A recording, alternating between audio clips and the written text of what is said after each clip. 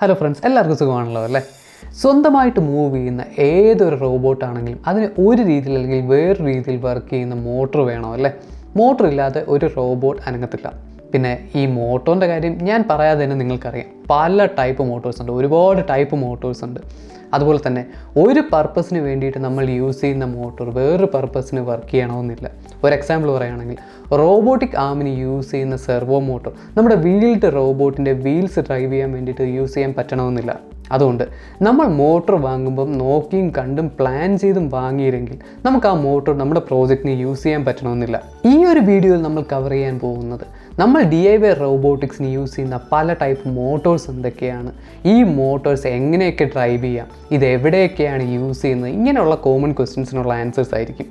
നിങ്ങൾക്ക് സ്വന്തമായിട്ട് വീട്ടിൽ വെച്ച് തന്നെ റോബോട്ട് എങ്ങനെ ഉണ്ടാക്കാമെന്നും ഓർഡിനോ, റാസ്ബെറി പൈ പോലുള്ള മൈക്രോ കൺട്രോളേഴ്സ് എങ്ങനെ യൂസ് ചെയ്യാമെന്നും ഇങ്ങനെയുള്ള കാര്യങ്ങളെല്ലാം വളരെ സിമ്പിളായിട്ട് എല്ലാവർക്കും മനസ്സിലാവുന്ന രീതിയിൽ നമ്മൾ എക്സ്പ്ലെയിൻ ചെയ്ത് വീഡിയോസ് റിലീസ് ചെയ്തിട്ടുണ്ട്. അപ്പോൾ ഇനിയും നിങ്ങൾക്ക് ഇതുപോലത്തെ യൂസ്ഫുൾ ആയിട്ടുള്ള വീഡിയോസ് കാണണമെങ്കിൽ നമ്മുടെ ചാനൽ സബ്സ്ക്രൈബ് ചെയ്യാൻ മറക്കണ്ട. ഓക്കെ, നമുക്ക് വീഡിയോയിലേക്ക് കിടക്കാം. നമ്മൾ ഇതിനു മുമ്പ് ഒരുപാട് വീൽഡ് റോബോട്ട്സ് ഉണ്ടാക്കിയിട്ടുണ്ടല്ലേ, അതായത് വീൽസ് യൂസ് ചെയ്ത് മൂവ് ചെയ്യുന്ന റോബോട്ട്. ഈ റോബോട്ടിൻ്റെ എല്ലാത്തിനെയും വീൽസ് മൂവ് ചെയ്യാൻ വേണ്ടിയിട്ട് നമ്മൾ യൂസ് ചെയ്തിരുന്നത് DC മോട്ടോറാണ്. നമ്മൾ റോബോട്ടിക്സിൻ്റെ ഫീൽഡിൽ സാധാരണ കോമൺ ആയിട്ട് യൂസ് ചെയ്യുന്ന ഒരു മോട്ടറാണ് ഈ DC മോട്ടോർ. ഈ കാണുന്നതാണ് DC മോട്ടോർ. ഈ DC മോട്ടോർ നിങ്ങൾ ശ്രദ്ധിച്ച് നോക്കിയാൽ അറിയാം, ഇതിന് 2 ടെർമിനൽസ് ഉണ്ട്, കണ്ടില്ലേ? ഈ 2 ടെർമിനൽസിനിടയ്ക്ക് ഒരു വോൾട്ടേജ് ഡിഫറൻസ് നമ്മൾ കൊടുക്കുന്ന സമയത്ത്, ഒരു എക്സാമ്പിൾ പറയുകയാണെങ്കിൽ ഒരു 8 വോൾട്ട് അല്ലെങ്കിൽ ഒരു 6 വോൾട്ട് പൊട്ടൻഷ്യൽ ഡിഫറൻസ് കൊടുക്കുന്ന സമയത്ത്, ഒരു വോൾട്ടേജ് കൊടുക്കുന്ന സമയത്ത് ഇതിൻ്റെ ഈ ഷാഫ്റ്റ് കറങ്ങും. മനസ്സിലായില്ലേ? അതാണ് DC മോട്ടോർ. ഭയങ്കര സിമ്പിളാണ്. ഈ DC മോട്ടറിനെ ഡ്രൈവ് ചെയ്യാൻ വേണ്ടിയിട്ട് നമുക്ക് കോംപ്ലിക്കേറ്റഡ് ആയിട്ടുള്ള സർക്യൂട്ടും കാര്യങ്ങളും ഒന്നും വേണ്ട. ഈ 2 ടെർമിനൽ നെക്രോസ് ആയിട്ട് ഒരു പൊട്ടൻഷ്യൽ ഡിഫറൻസ് കൊടുത്താൽ മാത്രം മതി. ഈ DC മോട്ടറിൻ്റെ പ്രത്യേകത എന്താണെന്ന് വെച്ചാൽ, ഇതിൻ്റെ ഈ 2 ടെർമിനലിനിടയ്ക്കുള്ള വോൾട്ടേജ് ഡിഫറൻസ് നമ്മൾ ഇൻവേർട്ട് ചെയ്യുകയാണെങ്കിൽ ഇതിൻ്റെ റൊട്ടേഷൻ ഡയറക്ഷൻ തിരിയും. ഒരു എക്സാമ്പിൾ പറയുകയാണെങ്കിൽ ഇതിൻ്റെ ടെർമിനൽ Aയിൽ നമ്മൾ 5 വോൾട്ടും ടെർമിനൽ Bയിൽ 0 വോൾട്ടും കൊടുക്കുന്ന സമയത്ത് ഇതിൻ്റെ ഷാഫ്റ്റ് ക്ലോക്ക് വൈസ് കറങ്ങുകയാണെങ്കിൽ ഇതിൻ്റെ വോൾട്ടേജ് ഡിഫറൻസ് ഇൻവേർട്ട് ചെയ്യുന്ന സമയത്ത്, അതായത് Aയിൽ 0 വോൾട്ടും Bയിൽ 5 വോൾട്ടും കൊടുക്കുന്ന സമയത്ത് ഇതിൻ്റെ ഷാഫ്റ്റ് ആൻറ്റി ക്ലോക്ക് വൈസ് കറങ്ങും. അതാണ് DC മോട്ടറിൻ്റെ പ്രത്യേകത. ഇനി ഇതിൻ്റെ ഡയറക്ഷൻ നമുക്ക് തിരിക്കാൻ വേണ്ടിയിട്ട് എപ്പോഴും ഇതിൻ്റെ ടെർമിനലിൽ നിന്നും വയേഴ്സ് ഡിസ്കണക്ട് ചെയ്ത് തിരിച്ച് കണക്ട് ചെയ്യേണ്ട ആവശ്യമില്ല. അതിന് നമുക്ക് സിമ്പിളായിട്ടുള്ള H-ബ്രിഡ്ജ് സർക്യൂട്ട് പോലുള്ള സർക്യൂട്ടുകൾ നമുക്ക് യൂസ് ചെയ്യാൻ പറ്റും. L293D എന്ന് പറയുന്ന IC ഒരു H-ബ്രിഡ്ജ് സർക്യൂട്ടാണ്. നമ്മൾ സാധാരണ ആർഡിനോയുമായിട്ട് കണക്ട് ചെയ്തിട്ട് മോട്ടോറിനെ ഡ്രൈവ് ചെയ്യാൻ യൂസ് ചെയ്യുന്ന ഒരു IC ആണ് L293D മോട്ടോർ ഡ്രൈവർ IC എന്ന് പറയുന്നത്. ഇത് നമ്മൾ മുന്നത്തൊരു വീഡിയോയിൽ എക്സ്പ്ലെയിൻ ചെയ്തിട്ടുണ്ട്. ഈ L293D മോട്ടോർ ഡ്രൈവർ IC വെച്ചിട്ട് നമ്മളൊരു റോബോട്ട് തന്നെ ഉണ്ടാക്കിയിട്ടുണ്ട്. അപ്പോൾ അത് കാണാൻ താല്പര്യമുണ്ടെങ്കിൽ തൊട്ട് മുന്നത്തെ വീഡിയോ ഒന്ന് കാണുക. മുന്നത്തൊരു വീഡിയോയിൽ നമ്മൾ ലൈൻ ഫോളോവർ റോബോട്ട് ഉണ്ടാക്കാൻ വേണ്ടിയിട്ട് യൂസ് ചെയ്തതും ഈ L293D മോട്ടോർ ഡ്രൈവർ IC ആണ്. ഇനി ഒരു സാധാരണ DC മോട്ടറിന് അതിൻ്റേതായ ഒരു സ്പീഡും ഒരു ടോർക്കും കാണും അല്ലേ? ഈ ടോർക്കും അതുപോലെ സ്പീഡ് നമുക്ക് കൂട്ടാനും കുറയ്ക്കാനും പറ്റും. അതിന് വേണ്ടിയിട്ട് നമ്മൾ ഗിയർ സിസ്റ്റം യൂസ് ചെയ്യും. ഈ കാണുന്നത് ശരിക്കും ഒരു ഗിയർ DC മോട്ടറാണ്.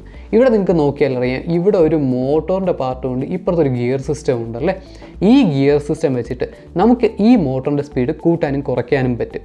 പക്ഷേ ഇവിടെ നമുക്ക് ശ്രദ്ധിക്കാനുള്ളൊരു കാര്യം എന്താണെന്ന് വെച്ചാൽ, ഗിയർ സിസ്റ്റം വെച്ചിട്ട് സ്പീഡ് കൂട്ടുന്ന സമയത്ത് ടോർക്ക് കുറയുകയും സ്പീഡ് കുറയ്ക്കുന്ന സമയത്ത് ടോർക്ക് കൂടുകയും ചെയ്യും. രണ്ടും ഇൻവേഴ്സ്ലി പ്രൊപ്പോർഷണൽ ആണ്. ഈ ഒരു മോട്ടോർ നമ്മൾ സാധാരണ യൂസ് ചെയ്യുന്നത് കണ്ടിന്യൂസ് റൊട്ടേഷൻ വേണ്ട സിറ്റുവേഷൻസിലാണ്. ഒരു എക്സാമ്പിൾ പറയുകയാണെങ്കിൽ നമ്മൾ നേരത്തെ പറഞ്ഞ പോലെ തന്നെ വീൽഡ് റോബോട്ട്സിൻ്റെ വീല് ഡ്രൈവ് ചെയ്യാൻ വേണ്ടിയിട്ട് നമുക്ക് ഇതുപോലുള്ള DC മോട്ടോഴ്സ് യൂസ് ചെയ്യാൻ പറ്റും. ഇനി ഇത് കൂടാതെ തന്നെ വേറൊരു ടൈപ്പ് DC മോട്ടറുണ്ട്. നമുക്കതിലേക്ക് തിരിച്ചു വരാം. ഇനിയുള്ളത് സെർവോ മോട്ടർ. റോബോട്ടിക് ആം പ്രോജക്ട്സിൽ വർക്ക് ചെയ്തിട്ടുള്ളവരുണ്ടെങ്കിൽ നിങ്ങൾക്കറിയാമല്ലേ ഈ സെർവോ മോട്ടർ എന്ന് പറയുന്ന മോട്ടറിനെ പറ്റി. സെർവോ മോട്ടർ എന്ന് പറയുന്നത് കുറച്ചുകൂടെ പ്രിസൈസ് ആയിട്ടുള്ള ആംഗിൾ വൈസ് മൂവ്മെൻറ്റിന് വേണ്ടിയിട്ട് നമ്മൾ യൂസ് ചെയ്യുന്ന ഒരു മോട്ടോറാണ്. ഈ മോട്ടോറിന് കണ്ടിന്യൂസ് റൊട്ടേഷൻ സാധാരണഗതിയിൽ വരാറില്ല. ഒരു ആംഗിളിന് ഒരു ഒബ്ജക്റ്റിനെ മൂവ് ചെയ്യാനോ പുഷ് ചെയ്യാനോ വേണ്ടിയിട്ടാണ് നമ്മൾ ഈ സെർവോ മോട്ടോർ യൂസ് ചെയ്യുന്നത്. ഈ കാണുന്നത് ഒരു സിമ്പിളായിട്ടുള്ള ഒരു സെർവോ മോട്ടറാണ്. ഇവിടെ നിങ്ങൾക്ക് നോക്കിയാൽ അറിയാം, കണ്ടിന്യൂസ് റൊട്ടേഷൻ ഇല്ല, കണ്ടില്ലേ? ഇവിടെ വെച്ചിട്ട് അങ്ങ് നിൽക്കുകയാണ്. അതുപോലെ തന്നെ തിരിച്ചും ഇവിടെ വന്നിട്ട് അങ്ങ് നിൽക്കുകയാണ്. സാധാരണഗതിയിൽ 180 ഡിഗ്രിയാണ് ഇതിൻ്റെ മൂവ്മെൻറ്റ് റേഞ്ച് എന്ന് പറയുന്നത്, അല്ലെങ്കിൽ ±90 ഡിഗ്രി. ഇതിൻ്റെ ന്യൂട്രൽ പൊസിഷനിൽ നിന്ന് +90 ഡിഗ്രി, അതുപോലെ ന്യൂട്രൽ പൊസിഷനിൽ നിന്ന് -90 ഡിഗ്രി. കണ്ടില്ലേ, ഇതാണ് സെർവോ മോട്ടോർ. ഈ സെർവോ മോട്ടോർ ശരിക്കും ഒരു DC motor plus A control സർക്യൂട്ടാണ്. ഈ കൺട്രോൾ സർക്യൂട്ടാണ് ഈ ഒരു DC മോട്ടറിനെ എവിടെ വെച്ച് സ്റ്റോപ്പ് ചെയ്യണം, എവിടെ വെച്ച് കണ്ടിന്യൂ ചെയ്യണം, അങ്ങനെയുള്ള ഡിസിഷനെല്ലാം എടുക്കുന്നത്. അതുപോലെ തന്നെ നമ്മുടെ ഈ സെർവോ മോട്ടോർ നോക്കിയാൽ അറിയാം, ഇതിന് 3 ടെർമിനൽ ഉണ്ടല്ലേ. 1 പോസിറ്റീവ് വോൾട്ടേജ്, 2 ഗ്രൗണ്ട്, 3 സിഗ്നൽ. ഈ സിഗ്നൽ പിന്നിലോട്ടാണ് നമ്മൾ ഈ ഒരു സെർവോ മോട്ടറിനെ കൺട്രോൾ ചെയ്യാൻ വേണ്ടിയിട്ടുള്ള control signal Arduino micro controller വഴിയോ അല്ലെങ്കിൽ വേറെ ഏതെങ്കിലും സർക്യൂട്ട് വഴി നമ്മൾ ഇതിലേക്ക് പാസ് ചെയ്യുന്നത്. ഈ കൺട്രോൾ സിഗ്നൽ ഡിപ്പെൻഡ് ചെയ്തിരിക്കും ഈ സെർവോ മോട്ടറിൻ്റെ ഷാഫ്റ്റിൻ്റെ പൊസിഷൻ. ഇനി ഈ ഒരു സെർവോ മോട്ടോർ എങ്ങനെയാണ് ഈ ഒരു രീതിയിൽ വർക്ക് ചെയ്യുന്നതെന്ന് നമുക്കൊന്ന് നോക്കാം. ഇതിൻ്റെ സ്ക്രൂ എല്ലാം അഴിച്ച് നമ്മൾ ഇതിൻ്റെ ഇൻറ്റേർണൽ സർക്യൂട്ട് നോക്കുകയാണെങ്കിൽ ഇതിനകത്ത് മെയിനായിട്ട് 2 കമ്പോണൻസ് ആണുള്ളത്. 1 ഒരു എറർ ഡിറ്റക്ഷൻ സർക്യൂട്ടും 2 പൊസിഷൻ ഡിറ്റക്ടറും. പൊസിഷൻ ഡിറ്റക്ടർ എന്ന് പറയുന്നത് സാധാരണ ഒരു പൊട്ടൻഷ്യോമീറ്റർ ആയിരിക്കും യൂസ് ചെയ്യുന്നത്. ഈ പൊട്ടൻഷ്യോമീറ്റർ ഇതിൻ്റെ ഷാഫ്റ്റിൽ കണക്ട് ചെയ്തിട്ടുണ്ട്. എന്ന് വെച്ചാൽ ഇതിൻ്റെ ഷാഫ്റ്റ് കറങ്ങുന്ന അനുസരിച്ചിട്ട് ഈ പൊട്ടൻഷ്യോമീറ്ററിൻ്റെ വാല്യൂ മാറിക്കൊണ്ടിരിക്കും. പൊട്ടൻഷ്യോമീറ്റർ കറങ്ങുമ്പോൾ പൊട്ടൻഷ്യോമീറ്ററിൻ്റെ ആ ഒരു റെസിസ്റ്റൻസ് വാല്യൂ മാറും അല്ലേ. ഈ റെസിസ്റ്റൻസ് പൊട്ടൻഷ്യോമീറ്ററിൻ്റെ ഔട്ട്പുട്ട് സിഗ്നൽ എന്ന് പറയുന്ന ഒരു കമ്പറേറ്ററിൽ കണക്ട് ചെയ്തിട്ടുണ്ട്. ഈ ഒരു കമ്പറേറ്ററാണ് ഇതിൻ്റെ എറർ ഡിറ്റക്ട് ചെയ്യാൻ വേണ്ടിയിട്ട് യൂസ് ചെയ്യുന്നത്, എറർ ഡിറ്റക്ഷൻ സർക്യൂട്ടായിട്ട് യൂസ് ചെയ്യുന്നത്. അപ്പോൾ ഈ എറർ ഡിറ്റക്ഷൻ സർക്യൂട്ടിൻ്റെ ഒരു ഇൻപുട്ട് എന്ന് പറയുന്നത് പൊട്ടൻഷ്യോമീറ്ററിൻ്റെ ഔട്ട്പുട്ടും രണ്ടാമത്തെ ഇൻപുട്ട് എന്ന് പറയുന്നത് നമ്മൾ കൊടുക്കുന്ന കൺട്രോൾ സിഗ്നലുമായിരിക്കും. ഇനീഷ്യൽ കണ്ടീഷനിൽ ഈ പൊട്ടൻഷ്യോമീറ്റർ 0 പൊസിഷനിലായിരിക്കും അല്ലേ. നമ്മൾ ആ സമയത്ത് ഇൻപുട്ട് കൺട്രോൾ സിഗ്നലൊന്നും കൊടുക്കുന്നില്ല എങ്കിൽ കമ്പറേറ്ററിൻ്റെ ഇൻപുട്ട് രണ്ടും 0 ആയിരിക്കും. അതുകൊണ്ട് കമ്പറേറ്റർ ഔട്ട്പുട്ട് ഒന്നും കൊടുക്കത്തില്ല. ഇനി നമ്മളൊരു ഇൻപുട്ട് വോൾട്ടേജ് കൊടുക്കുന്ന സമയത്ത് എന്താ സംഭവിക്കുക, ഈ കമ്പറേറ്ററിൻ്റെ ഒരു ടെർമിനലിൽ, അതായത് നമ്മൾ കൺട്രോൾ സിഗ്നൽ കൊടുക്കുന്ന ടെർമിനലിൽ ഒരു വോൾട്ടേജ് വരും, കമ്പറേറ്ററിൻ്റെ ഔട്ട്പുട്ടിൽ ഒരു വോൾട്ടേജ് ഉണ്ടാവും അല്ലേ. ഈ ഒരു വോൾട്ടേജിനെ ഒരു ആംപ്ലിഫയറിൽ കണക്ട് ചെയ്തിട്ട് നമ്മൾ DC മോട്ടറിലേക്ക് കൊടുക്കും. DC മോട്ടർ കറങ്ങുന്ന അനുസരിച്ച് പൊട്ടൻഷ്യോമീറ്ററിൻ്റെ വാല്യൂ മാറും. പൊട്ടൻഷ്യോമീറ്ററിൻ്റെ ഔട്ട്പുട്ടിൻ്റെ വാല്യൂ എപ്പോഴാണോ നമ്മൾ കൊടുക്കുന്ന കൺട്രോൾ സിഗ്നലിന് ഈക്വൽ ആവുന്നത് ആ സമയത്ത് പിന്നെയും കമ്പറേറ്ററിൻ്റെ ഔട്ട്പുട്ട് 0 ആവും. അപ്പോൾ മോട്ടർ അവിടെ സ്റ്റക്കായി നിൽക്കും. ഇങ്ങനെയാണ് ഒരു സെർവോ മോട്ടറിൻ്റെ ഷാഫ്റ്റിനെ നമുക്ക് ആവശ്യമുള്ള കറക്റ്റ് പൊസിഷനിൽ കൊണ്ടെത്തിക്കാൻ പറ്റുന്നത്. ഇനി സെർവോ മോട്ടർ തന്നെ പല ടൈപ്പ് സെർവോ മോട്ടർ ഉണ്ട് കേട്ടോ. DC മോട്ടർ വെച്ച് മാത്രമല്ല AC മോട്ടർ വെച്ച് വർക്ക് ചെയ്യുന്ന സെർവോ മോട്ടറുണ്ട്. അങ്ങനെ ഒരുപാട് സെർവോ മോട്ടർ ഉണ്ട്. പക്ഷേ നമ്മൾ കോമൺ ആയിട്ട് DIY റോബോട്ടിക്സിൽ ഓർഡിനോ, റാസ്ബെറി പൈ പോലുള്ള മൈക്രോ കൺട്രോളേഴ്സുമായിട്ട് യൂസ് ചെയ്യുന്നത് ഇതുപോലുള്ള DC വോൾട്ടേജിൽ PWM സിഗ്നൽ കൊടുത്ത് വർക്ക് ചെയ്യുന്ന സെർവോ മോട്ടറാണ്. ഇനി നമ്മൾ ഇതിനൊരു കൺട്രോൾ സിഗ്നൽ കൊടുക്കുമെന്ന് പറഞ്ഞായിരുന്നു അല്ലേ. അത് ഈ 3ാമത്തെ പിൻ വഴിയാണ് കൊടുക്കുന്നത്. സാധാരണഗതിയിൽ നമ്മൾ ഈ സെർവോ മോട്ടോഴ്സിന് കൺട്രോൾ സിഗ്നലായിട്ട് കൊടുക്കുന്നത് PWM സിഗ്നൽസ് ആയിരിക്കും, അല്ലെങ്കിൽ പൾസ് വിഡ്ത്ത് മോഡുലേറ്റഡ് സിഗ്നൽസ് ആയിരിക്കും. ഈ PWM വാല്യൂ എന്ന് പറയുന്നത് പല മോട്ടറിനും വേരി ചെയ്യും. ഒരു എക്സാമ്പിൾ പറയുകയാണെങ്കിൽ ഈ ഒരു കൺട്രോൾ ടെർമിനൽ നമ്മൾ 1.5 മില്ലി സെക്കൻഡ് പൾസ് വിഡ്ത്ത് ഉള്ള ഒരു സിഗ്നൽ കൊടുക്കുന്ന സമയത്ത് ഈ ഒരു മോട്ടോർ 90 ഡിഗ്രി പൊസിഷനിൽ സ്റ്റക്കായി നിൽക്കുന്നുണ്ടെങ്കിൽ നമ്മൾ 1.5 മില്ലി സെക്കൻഡ് താഴെയുള്ള ഒരു പൾസ് വിഡ്ത്ത് ഉള്ള സിഗ്നൽ കൊടുക്കുകയാണെങ്കിൽ ഇത് ചിലപ്പോൾ 90 ഡിഗ്രിക്ക് താഴേക്ക് പോകും. ചിലപ്പോൾ 1.5 മില്ലി സെക്കൻഡിന് മുകളിലുള്ള ഒരു പൾസ് വിഡ്ത്ത് സിഗ്നൽ കൊടുക്കുകയാണെങ്കിൽ ഇത് 90 ഡിഗ്രിക്ക് മുകളിലേക്ക് പോകും. അങ്ങനെയാണ് സെർവോ മോട്ടോർ നമ്മൾ വർക്ക് ചെയ്യുന്നത്. ഈ പൾസ് വിഡ്ത്ത് മോഡുലേറ്റഡ് സിഗ്നൽസ് കൊടുക്കാൻ വേണ്ടി നമുക്ക് സിമ്പിളായിട്ടുള്ള 555 ടൈമർ IC പോലുള്ള ICs യൂസ് ചെയ്യാം. ഇനി കുറച്ചുകൂടെ പ്രിസൈസ് ആയിട്ടുള്ള മൂവ്മെൻറ്റ്സ് വേണമെങ്കിൽ, കുറച്ചുകൂടെ കോംപ്ലിക്കേറ്റഡ് ആയിട്ടുള്ള മൂവ്മെൻറ്റ്സ് വേണമെങ്കിൽ ഓർഡിനോ പോലുള്ള micro controllers, Arduino, raspberry pi പോലുള്ള മൈക്രോ കൺട്രോളേഴ്സും മൈക്രോ പ്രോസസ്സേഴ്സും യൂസ് ചെയ്യാം. ഇനി നിങ്ങൾക്ക് വേണമെങ്കിൽ നിങ്ങളുടെ പ്രോജക്റ്റിന് വേണ്ടിയിട്ട്, നിങ്ങളുടെ സെർവോ മോട്ടർ യൂസ് ചെയ്യുന്ന പ്രോജക്റ്റിന് വേണ്ടിയിട്ട് സെർവോ മോട്ടർ ഡ്രൈവർ ICയും അറ്റ്മെഗ 328 പോലുള്ള മൈക്രോ കൺട്രോളർ ICയും വെച്ചിട്ട് ഓർഡിനോ വെച്ച് തന്നെ പ്രോഗ്രാം ചെയ്യാൻ പറ്റുന്ന ICസും കാര്യങ്ങളെല്ലാം വെച്ചിട്ട് സ്വന്തമായിട്ട് ഒരു PCB ഉണ്ടാക്കാം. നമ്മൾ മുന്നത്തൊരു വീഡിയോയിൽ നമ്മുടേതായ ഒരു ഓർഡിനോ ബോർഡ് ഉണ്ടാക്കിയിട്ടുണ്ടായിരുന്നു അല്ലേ. ഇതുപോലെ നിങ്ങളുടെ പ്രോജക്റ്റിനനുസരിച്ച്, നിങ്ങളുടെ ക്രിയേറ്റിവിറ്റിക്ക് അനുസരിച്ചിട്ട് നിങ്ങളുടേതായ സ്വന്തം micro controller boards, micro controller ICയും കൺട്രോൾ സർക്യൂട്ടും വെച്ചിട്ട് സ്വന്തമായിട്ട് സർക്യൂട്ട് ഡിസൈൻ ചെയ്യാനും PCB ഡിസൈൻ ചെയ്യാനും PCB ഉണ്ടാക്കാനും ആൽറ്റിയം പോലുള്ള PCB ഡിസൈനേഴ്സ് യൂസ് ചെയ്യാം. ഞാൻ എൻ്റെ പ്രോജക്ട്സുകൾക്ക് സാധാരണ PCB ഡിസൈൻ ചെയ്യാനും സർക്യൂട്ട് വരയ്ക്കാനൊക്കെ യൂസ് ചെയ്യുന്നൊരു ടൂളാണ് ആൽറ്റിയം PCB ഡിസൈനർ. നമ്മൾ സ്വന്തമായിട്ട് ചെയ്യുന്ന ഹോബി പ്രോജക്റ്റിൻ്റെ PCB ആണെങ്കിലും കുറച്ച് കോംപ്ലിക്കേറ്റഡ് ആയിട്ടുള്ള ഇൻഡസ്ട്രിയൽ ലെവൽ സർക്യൂട്ടും PCB ആണെങ്കിലും ആൽറ്റിയം പോലുള്ള PCB ഡിസൈനേഴ്സ് വെച്ചിട്ട് വളരെ സിമ്പിളായിട്ട് PCB ഉണ്ടാക്കാൻ പറ്റും. ഈ ആൽറ്റിയം ഡിസൈനർ എന്ന് പറയുന്നത് ബിഗിനർ ഫ്രണ്ട്ലി ആണ്. അതുപോലെ തന്നെ ഒരുപാട് യൂസർ ഫ്രണ്ട്ലി ടൂൾസും കാര്യങ്ങളെല്ലാം ഉണ്ട്.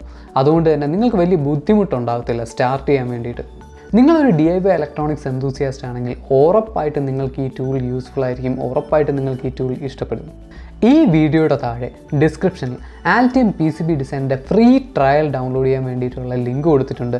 മാത്രമല്ല നിങ്ങളൊരു സ്റ്റുഡൻറ്റും കൂടെ ആണെങ്കിൽ, നിങ്ങൾക്കൊരു വാലിഡ് ഇമെയിൽ ID ഉണ്ടെങ്കിൽ നിങ്ങൾക്ക് ഈ ആൽറ്റിയം PCB ഡിസൈനർ ഫ്രീ ആയിട്ട് 6 മാസത്തേക്ക് യൂസ് ചെയ്യാം. അപ്പോൾ ഫ്രീ ആണ്, ട്രൈ ചെയ്ത് നോക്കാൻ മറക്കണ്ട. ഇതുപോലെ നമ്മൾ കോമൺ ആയിട്ട് യൂസ് ചെയ്യുന്ന വേറൊരു മോട്ടറാണ് സ്റ്റെപ്പർ മോട്ടർ. സെർവോ മോട്ടർ എന്ന് പറയുന്നത് ഒരു DC മോട്ടർ ഉണ്ടായിരുന്നു, ഒരു ഫീഡ്ബാക്ക് സർക്യൂട്ട് ഉണ്ടായിരുന്നു അല്ലേ. അതായത് DC മോട്ടറിൻ്റെ ഷാഫ്റ്റിൻ്റെ പൊസിഷൻ ഡിറ്റക്റ്റ് ചെയ്ത് ഒരു ഫീഡ്ബാക്ക് ലൂപ്പിലൂടെ അയച്ചിട്ടായിരുന്നു നമ്മൾ എറർ ഡിറ്റക്റ്റ് ചെയ്ത് പിന്നെയും നമ്മൾ DC മോട്ടറിൻ്റെ പൊസിഷൻ കറക്റ്റ് ചെയ്യുന്നത്. പക്ഷേ ഈ ഫീഡ്ബാക്ക് മെക്കാനിസം ഒന്നും ഇല്ലാതെ തന്നെ പ്രിസൈസ് ആയിട്ടുള്ള സ്റ്റെപ്പ് ബൈ സ്റ്റെപ്പ് മൂവ്മെൻറ്റിന് വേണ്ടിയിട്ടുള്ള ഒരു മോട്ടറാണ് ഈ സ്റ്റെപ്പർ മോട്ടർ എന്ന് പറയുന്നത്. നമുക്കൊരു സിമ്പിൾ സ്റ്റെപ്പർ മോട്ടർ എങ്ങനെയാണ് വർക്ക് ചെയ്യുന്നത് നോക്കാം. ഈ ഒരു എക്സാമ്പിൾ നോക്കുകയാണെങ്കിൽ ഇതിൻ്റെ സെൻറ്ററിൽ ഒരു പെർമനൻറ്റ് മാഗ്നറ്റ് ഉണ്ട്. അതിന് ചുറ്റും കുറേ കോയിൽസും ഉണ്ടല്ലേ. ഈ കോയിൽസ് നമുക്ക് ഇൻഡിവിജ്വലായിട്ട് എക്സൈറ്റ് ചെയ്യാൻ പറ്റും. ഓരോ കോയിലും എക്സൈറ്റ് ചെയ്യുന്ന സമയത്ത് അതൊരു മാഗ്നറ്റിക് ഫീൽഡ് ഉണ്ടാക്കും. അത് സ്വന്തമായിട്ടൊരു മാഗ്നറ്റായിട്ട് അതിനൊരു നോർത്ത് പോളും സൗത്ത് പോളും ഉണ്ടാവും അല്ലേ. ഇങ്ങനെ ഓരോ കോയിലുകളിലും മാഗ്നറ്റിക് ഫീൽഡ് ഉണ്ടാകുന്ന സമയത്ത് ഈ മാഗ്നറ്റിക് ഫീൽഡും നമ്മുടെ റോട്ടോൻ്റെ പെർമനൻറ്റ് മാഗ്നറ്റുള്ള മാഗ്നറ്റിക് ഫീൽഡുമായിട്ട് ഇൻട്രാക്ട് ചെയ്യും. ചില സമയത്ത് അത് അട്രാക്ട് ചെയ്യും, ചില സമയത്ത് അത് റിപ്പൽ ചെയ്യും. ഇങ്ങനെ ഓരോ കോയിൽസും നമ്മൾ സീക്വൻഷ്യലായിട്ട് ഒരു പ്രത്യേക രീതിയിൽ എക്സൈറ്റ് ചെയ്യുന്ന സമയത്ത് ഇതിൻ്റെ ഇൻട്രാക്ഷൻ കാരണം, അതായത് പെർമനൻറ്റ് മാഗ്നറ്റിൻ്റെ മാഗ്നറ്റിക് ഫീൽഡും കോയിലിൻ്റെ മാഗ്നറ്റിക് ഫീൽഡുമായിട്ടുള്ള ഇൻട്രാക്ഷൻ കാരണം ഇതിൻ്റെ റോട്ടർ പതുക്കെ കറങ്ങാൻ തുടങ്ങും. ഒരു സിമ്പിൾ സ്റ്റെപ്പർ മോട്ടറിൻ്റെ വർക്കിംഗ് ഇതുപോലെയാണ്. ഇനി ഇതിൻ്റെ എഫിഷ്യൻസി കൂട്ടാൻ വേണ്ടിയിട്ട് നമ്മളിതിൽ ഒരുപാട് കമ്പോണൻസും ബാക്കി കാര്യങ്ങളെല്ലാം ആഡ് ചെയ്യും. അപ്പോൾ ബേസിക്കലി ഒരു സ്റ്റെപ്പർ മോട്ടർ വർക്ക് ചെയ്യുന്നത് ഇങ്ങനെയാണ്. ഇനി ഈ സ്റ്റെപ്പർ മോട്ടറിനെ ഡ്രൈവ് ചെയ്യാൻ വേണ്ടിയിട്ട് പല ടൈപ്പിലുള്ള സർക്യൂട്ട്സ് നമുക്ക് യൂസ് ചെയ്യാൻ പറ്റും. അതിൽ നമ്മൾ സാധാരണ യൂസ് ചെയ്യുന്ന ഒരു സർക്യൂട്ട് എന്ന് പറയുന്നത് ബൈപോളാർ സ്റ്റെപ്പർ ഡ്രൈവർ കോൺഫിഗറേഷൻ സർക്യൂട്ടാണ്. ഇത് നമുക്കൊരു L293D മോട്ടോ ഡ്രൈവർ IC ഓർഡിനോയായിട്ട് കണക്ട് ചെയ്തിട്ട് സിമ്പിളായിട്ട് ചെയ്യാവുന്നതാണ്. ഇനി നമ്മൾ ആദ്യമേ പറഞ്ഞായിരുന്നു അല്ലേ DC മോട്ടർ. നമ്മൾ പറഞ്ഞ DC മോട്ടർ കൂടാതെ തന്നെ വേറൊരു ടൈപ്പ് DC മോട്ടർ ഉണ്ടെന്ന്. ആ DC മോട്ടറിൻ്റെ പേരാണ് ബ്രഷ്ലെസ് DC മോട്ടോർ. നമ്മൾ ആദ്യം പറഞ്ഞ DC മോട്ടർ എന്ന് പറഞ്ഞാൽ ബ്രഷ്ഡ് DC മോട്ടറാണ്. ബ്രഷ്ഡ് DC മോട്ടറിൻ്റെ കേസിൽ അതിൻ്റെ നടുക്ക് റോട്ടറിൽ കോയിൽസ് ആയിരിക്കും. അതിൻ്റെ ചുറ്റുമുള്ള സ്റ്റേറ്ററിലായിരിക്കും പെർമനൻറ്റ് മാഗ്നറ്റ് വരുന്നത്. പക്ഷേ ബ്രഷ്ലെസ് DC മോട്ടറിൻ്റെ കേസിൽ നടുക്ക് പെർമനൻറ്റ് മാഗ്നറ്റും ചുറ്റും കോയിലും ആയിരിക്കും. ആ ഒരു റീസൺ കൊണ്ട് തന്നെ ഇതിൻ്റെ എഫിഷ്യൻസിയും ലൈഫ് സ്പാനും ബ്രഷ്ഡ് DC മോട്ടറിനേക്കാളും കൂടുതലായിരിക്കും. കാരണം വെയർ ആൻഡ് ടയർ കുറവായിരിക്കും. പക്ഷേ ഇതിനുള്ള പ്രശ്നം എന്താണെന്ന് വെച്ചാൽ നമ്മുടെ സാധാ ബ്രഷ്ഡ് DC മോട്ടോർ ഡ്രൈവ് ചെയ്യണമെങ്കിൽ അതിൻ്റെ 2 ടെർമിനലിൽ ഒരു പൊട്ടൻഷ്യൽ ഡിഫറൻസ് കൊടുത്താൽ മാത്രം മതി. പക്ഷേ ബ്രഷ്ലെസ് DC മോട്ടറിൻ്റെ കേസിൽ അങ്ങനെയല്ല. ഒരു 3 ഫേസ് വോൾട്ടേജ് കൊടുക്കണം. അത് കുറച്ച് കോംപ്ലിക്കേറ്റഡ് ആയിട്ടുള്ള സർക്യൂട്ട്സ് വേണം. ഈ ബ്രഷ്ലെസ് DC മോട്ടർ നമ്മൾ സാധാരണ യൂസ് ചെയ്യുന്നത് DIY എയർക്രാഫ്റ്റിൻ്റെയും ഡ്രോണിൻ്റെയും പ്രൊപ്പല്ലർ ഡ്രൈവ് ചെയ്യാൻ വേണ്ടിയിട്ടാണ്. ഇനി ഈ പറഞ്ഞ മോട്ടോറുകളിൽ തന്നെ പല ടൈപ്പ് മോട്ടോറുകളിൽ തന്നെ ഇതിൻ്റെ പല പല സബ് കാറ്റഗറീസ് ഉണ്ട്. AC-യിൽ വർക്ക് ചെയ്യുന്ന മോട്ടോഴ്സ് ഉണ്ട്, DC-യിൽ വർക്ക് ചെയ്യുന്ന മോട്ടോഴ്സ് ഉണ്ട്.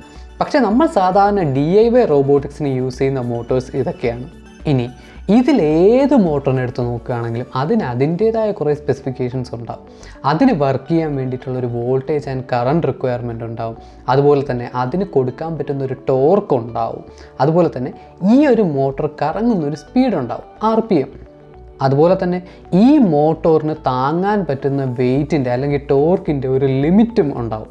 അതുകൊണ്ട് നമ്മൾ പ്രോജക്റ്റ് ചെയ്യുന്ന സമയത്ത് ഈ കാര്യങ്ങളെല്ലാം കാൽക്കുലേറ്റ് ചെയ്തിട്ട് നമ്മുടെ പ്രോജക്റ്റിന് ആവശ്യമുള്ളതിനേക്കാളും കുറച്ചുകൂടെ കേപ്പബിലിറ്റി കൂടിയൊരു മോട്ടോർ എപ്പോഴും വാങ്ങുന്നതായിരിക്കും നമുക്ക് നല്ലത്. ഓക്കെ ഫ്രണ്ട്സ്, ഈ വീഡിയോ ഇത്രയേ ഉള്ളൂ. ഇനിയും ഇതുപോലത്തെ വീഡിയോസ് കാണാൻ നമ്മുടെ ചാനൽ സബ്സ്ക്രൈബ് ചെയ്യാൻ മറക്കണ്ട. ഈ വീഡിയോ നിങ്ങൾക്ക് യൂസ്ഫുൾ ആയിട്ട് തോന്നിയെങ്കിൽ ഈ വീഡിയോ ലൈക്ക് ചെയ്യുക. അതുപോലെ തന്നെ മോട്ടോഴ്സുമായിട്ട് റിലേറ്റ് ചെയ്തിട്ട് നിങ്ങൾക്ക് എന്തൊക്കെ സംശയം ഉണ്ടെങ്കിലും ഈ വീഡിയോയുടെ താഴെ കമൻറ്റ് ചെയ്ത് ചോദിക്കുക. നമ്മൾ അതിന് റെസ്പോണ്ട് ചെയ്യുന്നതായിരിക്കും. ഇനി വലിയൊരു ടോപ്പിക് ആണെങ്കിൽ നമ്മൾ അതിന് വേണ്ടി ഒരു സെപ്പറേറ്റ് വീഡിയോ ചെയ്യുന്നതായിരിക്കും. ഇനിയും ഇതുപോലത്തെ വീഡിയോസ് കാണാൻ നമ്മുടെ ചാനൽ സബ്സ്ക്രൈബ് ചെയ്യാനും മറക്കണ്ട. അപ്പോൾ അടുത്ത വീഡിയോയിൽ നമുക്ക് വീണ്ടും കാണാം.